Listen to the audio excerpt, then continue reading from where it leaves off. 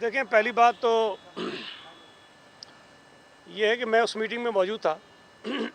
गालम गलौच तो नहीं थी, इसको गालम गलौच तो नहीं कह सकते, तलखी ज़रूर थी। लेकिन अफसोस की बात यह है कि चीफ़ मिनिस्टर साहब ने जो ख़त लिखा वो मैंने भी नहीं देखा था। मैंने आज देखा है जब वो मीडिया के ज़रिए सामने आया है, और उस ख़त के ऊपर आप देखें तो कॉन्फिडेंशियल लिखा हुआ है। चीफ़ मिनिस्टर साहब की तरफ से हमारी जानिब से इंतहाई ज़िम्मेदारी का मुजाहरा किया गया, और अगर एक मीटिंग में कोई तलखी हुई भी थी तो हमने उसको किसी के साथ बाहर शेयर नहीं किया। आज ना सिर्फ ये कि चीफ़ मिनिस्टर साहब का वो ख़त जो वज़ीर आज़म साहब को लिखा गया था और जिसके ऊपर कॉन्फिडेंशियल लिखा हुआ है वो मीडिया को दिया गया, और उसके जवाब में कोई ख़त उन साहब ने ख़ुद लिखा उसको भी मीडिया पर जारी कर दिया गया। अंदाज़ा आप लगा सकते हैं कि जो लोग बड़े आइनी ओहदों पर फाइज़ हैं, हुकूमती ओहदों पर फाइज़ हैं, उनमें किन की जानिब से ज़िम्मेदारी का मुज़ाहरा हो रहा है और किन की जानिब से इंतहाई गैर ज़िम्मेदारी का मुज़ाहरा हो रहा है। इससे आपको अंदाज़ा हो जाना चाहिए, और शायद आपको होगा, आप अली जैदी साहब को भी जानते हैं और मुराद अली शाह को भी जानते हैं। मुराद अली शाह साहब की जो सियासी मैच्योरिटी आप उससे भी वाकिफ़ हैं, और अली जैदी साहब की जो सियासी इमेच्योरिटी है आप उससे भी वाकिफ़ हैं। तो मैं ये समझता हूँ कि ये बहुत ही अफसोस की बात है कि एक वफाकी वज़ीर, बल्कि शायद इससे ज़्यादा अफसोस की बात तो ये है कि वज़ीर आज़म साहब को जो ख़त लिखा गया वो ख़त कैसे किसी और के हाथ लगा और फिर वो ख़त कैसे मीडिया को जारी हुआ। मैं आपको हल्फन कह रहा हूँ कि वो ख़त मैंने भी अभी से पहले नहीं देखा था। मुझे ये ज़रूर पता था कि तलखी हुई, और इसमें भी मुझे ये आपको बताने की ज़रूरत नहीं है कि ये किसकी वजह से हुई होगी, कौन ऐसी हरकतें करता है। वजह देखें मैं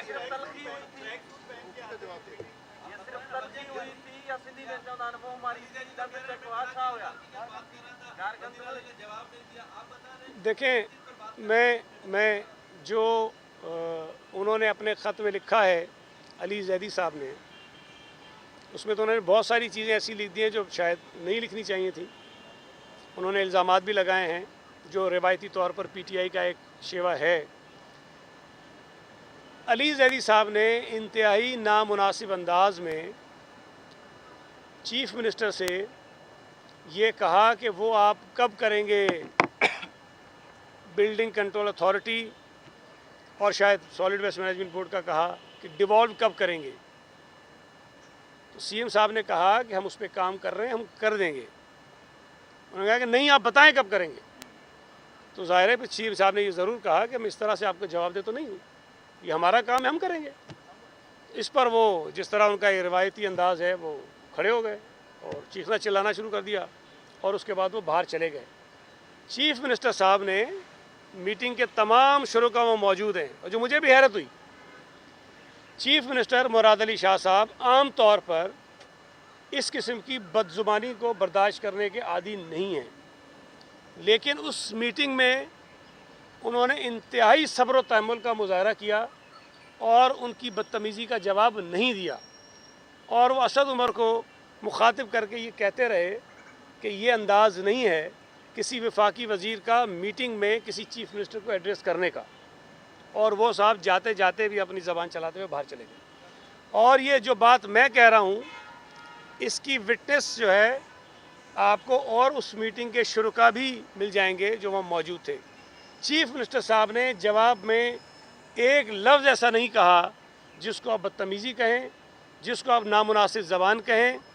जाने के बाद, अली जैदी के जाने के बाद, उन्होंने असद उमर साहब से गिला ज़रूर किया कि ये लैंग्वेज, ये अंदाज़ शायद आपकी कैबिनेट में होता हो, हमारे यहाँ इस किस्म की ज़बान इस्तेमाल नहीं होती, और मैं इस पर वज़ीर आज़म से शिकायत करूँगा। उस वक्त भी असद उमर साहब खुद अब थोड़े से अपसेट थे कि मुझे नहीं पता कि ये बात कैसे शुरू हुई, क्या हो गई, मैं इसको चेक करता हूँ, नहीं होना चाहिए। अमीन उल हक साहब भी मौजूद थे, उनसे भी पूछ सकते हैं। चीफ मिनिस्टर साहब की तरफ से कोई बदतमीज़ी नहीं है, ना उन्होंने आगाज़ किया, ना ही उन्होंने उसकी बदतमीज़ी के जवाब में बदतमीज़ी की। तो मैं ये समझता हूँ कि गैर ज़िम्मेदारी का मुज़ाहरा मीटिंग में भी उनकी जानिब से किया गया, और मीटिंग के बाद भी जिस तरह ये ख़त जारी हुआ, जिस तरह सारी चीज़ें जारी की जा रही हैं, ये भी गैर ज़िम्मेदारी का मुज़ाहरा ज़ाहिर करता है। अच्छा, ये बताइए, ये जो कोऑर्डिनेशन कमेटी है इसमें अली ज़ैदी भी शामिल है, तो क्या अभी आप मुतालबा करेंगे कि वो रहे या न रहे? कैसे हो गया अभी ये इजलास? देखें, ये तो अब ज़ाहिर है कि मेरा इख्तियार तो नहीं है कि मैं फ़ैसला करूँ कि रहे ना रहे। मुझे तो इसकी सलाहियत, इसकी अहमियत और इसकी बदज़ुबानी का पहले से पता है। मैं वो लफ्ज़ दोहराना नहीं चाहता हूँ, लेकिन फिर कहेंगे कि ये बदज़ुबानी करता है। मैं तो पहले से कहता हूँ कि ये आदमी इस लायक ही नहीं है कि इसको वफाकी वज़ीर होना चाहिए, इस लायक नहीं है कि इसको MNA होना चाहिए। तो ये इतनी बड़ी कमेटी में तो उसको होना नहीं चाहिए। मेरी राय अगर पूछेंगे तो मैं तो समझता हूँ कि ऐसे शख्स को ना सिर्फ इस कमेटी से बल्कि काबीना में भी नहीं होना चाहिए। मामला है कराची की तरक्की का, क्या मामला अटक गया अली ज़ैदी के मामले पर, उसके बाद क्या ये कमेटी आगे बढ़ेगी या यहाँ मामला रुक जाएगा? देखें, हमने इस इजलास के बाद भी 16 तारीख को इजलास हुआ था ना, आपने मेरी ज़ुबान से, नासिर शाह साहब की ज़ुबान से, मुर्तज़ा वहाब की ज़ुबान से, चीफ़ मिनिस्टर की ज़ुबान से कोई एक लफ्ज़, कोई एक बात ऐसी सुनी हो तो फिर आप कह सकते हैं कि हमने गैर ज़िम्मेदारी का मुज़ाहरा किया। हम तो संजीदा हैं कि कराची की तरक्की के लिए, सूबा सिंध की तरक्की के लिए अगर कोई इक़दामात वफाकी और सूबाई हुकूमत मिल के उठा रहे हैं तो उसको संजीदगी से आगे बढ़ना चाहिए। लेकिन इसका मतलब ये नहीं है कि कोई एक, फिर मेरी ज़बान पे लफ्ज़ आता है कि ऐसा वज़ीर जो है वो ऐसे अमल को सबोटेज करे, सिर्फ अपनी ज़ाती एरोगेंस की बुनियाद पर, अपने तकब्बुर की वजह से और अपनी नाअहली को छुपाने की वजह से जो अपने आप को दिखाते हैं, ओवर स्मार्ट बनने की कोशिश करते हैं, उसकी बिना पर अगर इस अमल को नुकसान पहुंचा है, अगर जो ये कहते हैं, या पहुंचने का इम्कान है, तो उसकी ज़िम्मेदारी भी इस किस्म के गैर ज़िम्मेदारी रखने वाले, गैर ज़िम्मेदाराना रवैया रखने वाले वज़ीर की वजह से होगा। हमारी तरफ से ज़िम्मेदारी का मुज़ाहरा किया जा रहा है। एक आप कर चुके सवाल, पहले उनको कर। जी,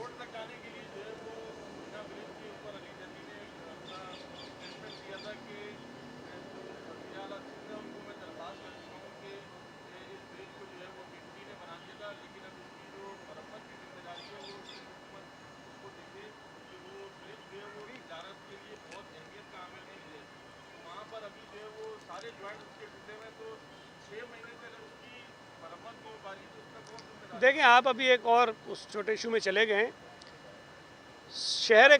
एक सेकंड देखें, शहर कराची में बहुत सारे इदारे हैं जिनकी अपनी अपनी जुरिस्डिक्शंस हैं। KPT के पास भी कुछ उनकी ज़िम्मेदारियां हैं कि कुछ इलाकों में उन्होंने काम करने हैं। अगर ये ब्रिज किसी वक्त में KPT ने बनाया था तो एहसान उन्होंने नहीं किया था, ये उनकी हुदूद है और उसकी मेंटेनेंस भी उनकी ज़िम्मेदारी है। सिंध हुकूमत तो उन इलाकों में भी काम कर रही है जहाँ पर सूबाई हुकूमत का दायरा नहीं है। हमने DHA में काम किया है, हमने कैंटोनमेंट्स में काम किया है, हमने KPT के इलाकों में काम किया है, हम कर रहे हैं काम। तो हमें ये बताने की ज़रूरत नहीं कि करें। हाँ, ये कह दें कि ये हमारे करने का काम था, हम नहीं कर रहे हैं, मेहरबानी करके आप कर दें, हम कर देंगे, वो इशू नहीं है। शहरियों को जहाँ जहाँ आसानी होती है हम करेंगे। देखिए, पहली बात मैं बिल्कुल दोबारा दोहरा रहा हूँ कि चीफ़ मिनिस्टर साहब की तरफ से उस मीटिंग में कोई बदतमीज़ी नहीं की गई है। ये मैं वाज़े तौर पे कह रहा हूँ। उन्होंने इंतहाई ज़िम्मेदारी का मुज़ाहरा किया, बल्कि उस बदतमीज़ी और तलखी के जवाब में भी तलखी उन्होंने नहीं की। दूसरी बात आपने जो कही, मैं अभी आपको बता चुका हूँ, नहीं, मैं आपको अभी बता चुका हूँ कि अली ज़ैदी ने सिंध बिल्डिंग कंट्रोल अथॉरिटी और सॉलिड वेस्ट मैनेजमेंट बोर्ड के हवाले से नामुनासिब अंदाज में चीफ़ मिनिस्टर से ये पूछा कि वो आप कब तक डिवॉल्व करेंगे, ये बात की थी।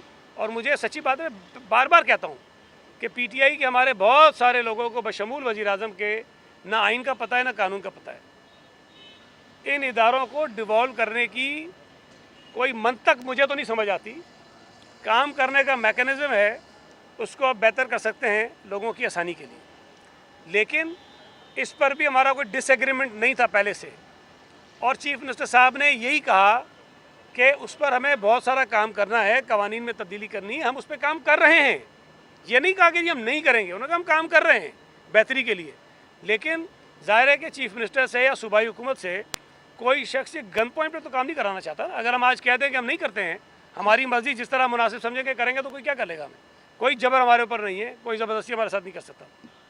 जनाब, ये कॉन्फिडेंशियल खत था जिसे आउट किया गया, इस हवाले से इनके खिलाफ कार्रवाई का मुतालबा वज़ीर आज़म से करेंगे। और ये कैसे वज़ीर आज़म की जानिब से कोई रिप्लाई नहीं आया, अली ज़ैदी साहब जिनके खिलाफ खत लिखा गया वो रिप्लाई दे रहे हैं इसका। मैं आपसे यही तो अर्ज़ कर रहा हूँ मेरे भाई कि चीफ मिनिस्टर ने एक ख़त लिखा प्राइम मिनिस्टर को, और खुफिया ख़त है वो, मैंने नहीं देखा, मुझे नहीं पता उसके अंदर क्या लिखा था। मैंने आज देखा जब वो मीडिया पे रिलीज़ हुआ है। तो अगर वो ख़त वज़ीर आज़म को लिखा गया तो लीक फिर ज़ाहिर है कि आपने तो नहीं किया ना, मैंने तो नहीं किया ना। जिन्होंने लीक किया हम उन्हीं से कहें कि कार्रवाई करो। तो बहरहाल ये गैर ज़िम्मेदारी है, इसका आप खुद अंदाज़ा लगा लें कि किस सतह की इमेच्योरिटी जो है इस हुकूमत में है। Thank you ji. YouTube पर गूगली न्यूज देखने के लिए youtube.com की सर्च बार में गूगली न्यूज टीवी टाइप करें। गूगली न्यूज के पेज पर सुर्ख रंग के सब्सक्रिप्शन वाले बटन पर क्लिक करना ना भूलिए। YouTube पेज पर अपलोड होने वाली वीडियोस से बाखबर रहने के लिए बेल आइकन पर क्लिक कीजिए। आपको हर नई वीडियो के बारे में नोटिफिकेशन मौसूल हो जाएगा।